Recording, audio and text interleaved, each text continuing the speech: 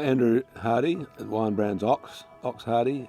We started this in 2018, just as COVID hit. I had been making wine for the brand without a brand for many years before that, so it started as a real hobby. So it's been fun. My great-great-grandfather was Thomas Hardy, the original Thomas Hardy, and he set up Thomas Hardy and Sons in 1853. He bought this vineyard and Lower Tintara. This is Upper Tintara. He bought Upper Tintara and Lower Tintara in 1871 from the receivers. These two vineyards were first planted in 1863, and so by 1871 the original owners had gone broke. Thomas bought them both, and that time it was 700 acres, so it was a serious holding. And he bought all the wine as well, so all the stocks that had been made in the winery and stuff that had already been sent to London, he bought the whole lot.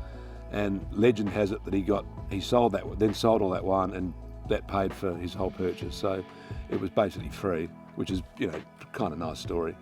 Who knows whether it's true, but it doesn't matter. We don't let the truth get in the way of the story. He ran this place up until 1876, when he bought the pub in the main street, and he bought the flour mill, which he then converted into a winery. He ran the two wineries together until 1928. When he stopped using this. I think probably it obviously got too small, but also I suspect that they ran out of water. McLaren Vale Main Street became the main winery, and this fell into disuse and didn't sort of do anything until 2018, when we started using the slate fermenters behind me again. They were last used in 1928, the slate fermenters, and weren't used again until 2018, when we made one ferment in one fermenter, and then we've been using two fermenters ever since. Very simply made, it's kind of like the old-fashioned way of making, I think. Interestingly, the change between fermenting in slate versus stainless steel or plastic, something happens, and I don't know what it is. There must be an ionic exchange between the fermenting juice and the slate. But interestingly, when we empty the fermenter, there's no colour in the wall, so the tannins aren't leaching into the wall. But because slate's basically inert, but something changes the palate, the tannin structure.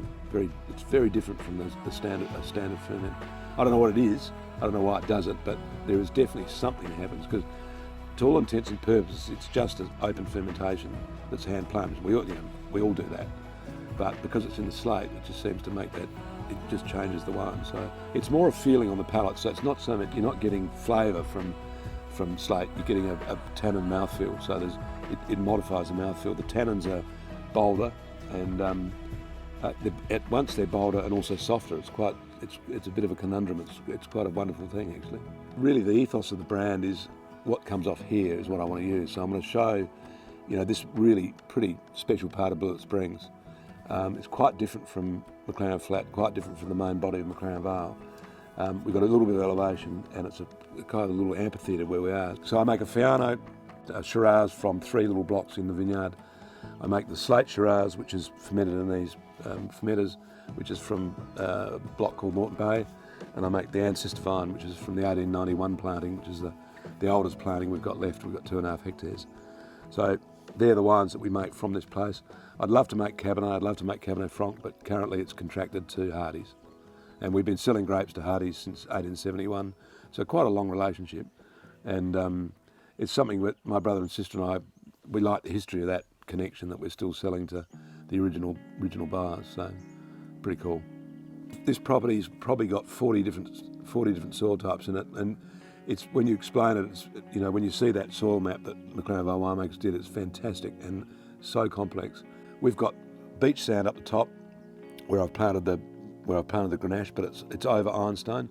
Most of the vineyard is over ironstone, but it just depends where you are, what the other geologies are. But it's incredibly complex when you look at that map. Most of it is red brown loam over ironstone, and as you go up the hill, it goes to really white sand over buckshot ironstone.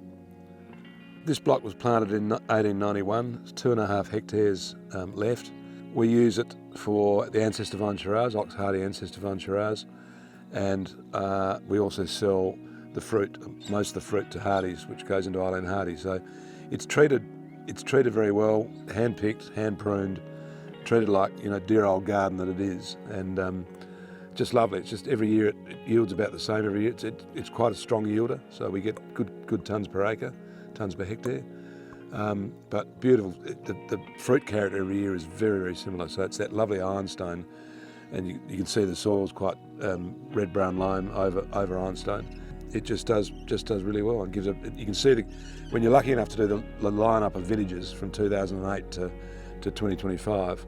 You can see the vineyard in every one, which is really important. I mean, that's what that great word terroir is. You know, it's got to translate from the dirt to the vine. So the reason they've survived is because they make really good wine. So just because they're old doesn't mean they're going to make good wine. I mean, there's, you know, in the vine pool back in the 80s, there was a lot of vineyards pulled out that were old vine, but they were only making ordinary. A lot of them were making tawny port, and they were not, not necessarily great vineyards. So the great old vineyards, and the 5 in McLaren Vale that we know that are from the 1800s, the icon wines, they've survived because they make good wine every year, and they've consistently made great wines. You know, the fruits from the block is beautiful. So I think the fact that they're old, the fact that my great-great-grandfather planted it, and I'm still able to make wine from it, that's really cool. I really like that part of it. So it's pretty neat. I love Shiraz from here because, you know, Blewett Springs is such a wonderful Shiraz region. I think the Grenache is going to be pretty special. That's right up in the sand on the top of the hill, and I love the Fauno. So, I think, but Shiraz is my favourite. I think, you know, when you look at what the region's famous for in terms of wine style, the Shiraz is really it. And I think this particular site in Blewett Springs makes some pretty special Shiraz. So I think that's my favourite making from here. I think the region is so beautiful and so diverse, and there's so many different styles being made. I think to single out one, I love the wines. I love Block 6 at Kays, and that was Block 6 Shiraz from Kays, and that was cuttings from here. And in the diary, in the Kays diary that they wrote every day, there's reference to Thomas Hardy dropping off 6,000 cuttings in 1892 from here to across the way. So I love those wines. I just think the diversity, and you think what Coriol are doing with different varieties, what Chester's doing, I think, and what Hardy's have done over the years has been pretty spectacular. Unique is an interesting word. I think that the fact that the vineyards, A, we're so close to Adelaide, to a capital city, which is great. B, the vineyards that were planted many decades ago are testament to what the region can do.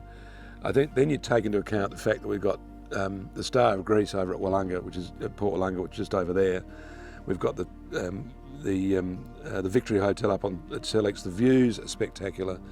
You know, where else in a wine capital, in a wine state, can you be in Adelaide and half an hour later be in McLaren Vale, and half an hour later you can be at Victor Harbour catching crayfish? I mean, it's nuts. There's the diversity we've got, and 10 minutes from there you've got the Coorong and the diversity and all that stuff down there. I think it's incredibly lucky what we've got, being so close to a capital city. But and the history is wonderful too. You know, when I think what's gone before us, it's terrific. Well, being a bit biased, I have to say the pub at McLaren Vale is spectacular. I mean, it has been in our family since 1876, so I'm allowed to say that. I just think that, again, I think what people are starting to realise is just how close it is to Adelaide, and the fact that it is a hidden gem that close to Adelaide. You can get an Uber down them, and I think that's terrific. And as I said, I think the fact that we've got such beautiful beaches nearby, the Adelaide Hills is just there. I mean, it's the other major influence on this vineyard is the gully breezes out of the Adelaide Hills every night. So we get a cooling effect up here that you necessarily don't get down on the flats. So I don't know whether that stands as a hidden gem, but I think it's part of the allure of the place and the joy of making wine here. The ethos of Ox was all about this vineyard.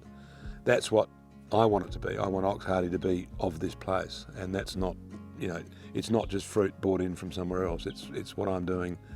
We grow it, we make it, we market it. And now that Henry, my son, who's 6 generations in the game as well, he's working for us. That's pretty good. So he gets the ethos of it. And when he was at uni, at Adelaide Uni, he used to bring Dad down. Dad went blind about the last 4 years of his life, and Henry used to bring him down twice a week. And Dad used to tell him stories. Now a lot of the stories are stories I've never heard, that Henry heard. So there's things that a grandfather will tell a grandson that a father won't tell a son. So Henry's got these stories. So that's fantastic, and we've got that. that continuation now with Henry back in Australia and being involved in selling the wine. And he knows the story, and he knows the stories of my father, and he knows the stories of the generations gone past. So I think really there's a long way of saying this place is special to Oxhardy. It's not just to me, it's not just another place in McLaren Vale. It's got real connection.